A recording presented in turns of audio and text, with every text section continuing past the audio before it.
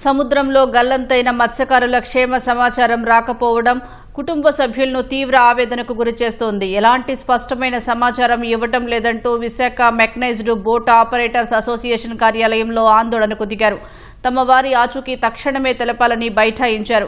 గల్లంతైన 6 మత్స్యకారుల భార్య, పిల్లలు, తల్లిదండ్రులు కన్నీరు మున్నీరుగా విలపిస్తున్నారు. సముద్రంలో ప్రమాదాలు జరిగినప్పుడు సమాచార మార్పిడి వేగంగా జరగాల్సి ఉన్నా అసోసియేషన్ నిర్లక్ష్యంగా వ్యవహరిస్తోందని బాధితులు ఆక్రోశిస్తున్నారు. తమ కుటుంబాలు రోడ్డున పడే పరిస్థితులు ఉన్నాయని ఆవేదన చెందుతున్నారు.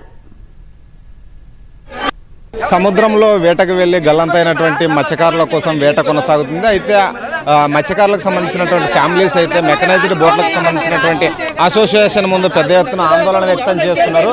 అయితే వారితో మాట్లాడదాం. ఏమంటున్నారు అసలు అసోసియేషన్ సంబంధించిన సార్? అతను బోట్లోను మా బాబాయ్ ఉండిపోయారు. షిప్లో దొరికారు. 7గురిలోని ఒక అతను దొరికారు మా బాబాయ్. ఇప్పుడు అతను ఇక్కడికి రాలేదు. అతను వచ్చిన తర్వాత షిప్లు పంపిస్తారంట. ఇప్పుడు అతను ఎన్ని మైళ్ళు దొరికాడని ఇన్ఫర్మేషన్ వచ్చింది కదా. ఆ మైల్లో నుంచి ఒడిసెట్ ఉన్నదో ఈ షిప్ వెళ్ళింది, ఇన్ని మైల్లో ఉన్నది. ఈ షిప్ వెళ్ళింది, ఇన్ని మైల్లో ఉంది. ఇటు సైడ్ తిరుగుతుంది, అటు సైడ్ తిరుగుతుంది, హెలికాప్టర్ తిరుగుతుంది.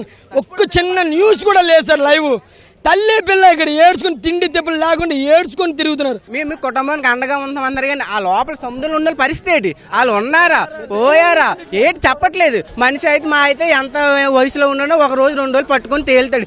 ఇంకా చల్లదనానికి ఫుడ్ లేక ఎంతకాలం ఉంటారు. ఇప్పుడు 2 రోజులు జరిగిపోతుంది. ఓ పిల్లకు అది కన్ని పిల్లలు చిన్న పిల్లలతో ఉన్నారు. అందరూ నిండు వాళ్ళతో ఉన్న పిల్లలు కదా. మా బతుకు ఏంటని అనేసి ఆ కుర్రోడు బాధ అనేది చెప్పుకున్నాడు. మరి ఇప్పుడు చచ్చారనేసి రేపు గంగలోకి వెళ్ళడం మానరు. అదే బతుకు, అదే సాగు. వాళ్ళ తల్లి పిల్లకు ఆ ఎలికి ఎక్కడుందో ఎలికేసి ఆ వేడలు ఇచ్చినా పెద్దెట్టుకుంటారు. అది మిమ్మల్ని కోరుకున్నది. చాలా మంది అయితే కుటుంబ సభ్యులతో పాటు ఆ సంఘానికి సంబంధించినటువంటి వారంతా కూడా పెద్ద ఎత్తున ఆందోళన వ్యక్తం చేస్తున్నారు. కెమెరామెన్ నరేష్తో కృష్ణంనాయుడు, ఈటీవీ న్యూస్, విశాఖపట్నం నుంచి.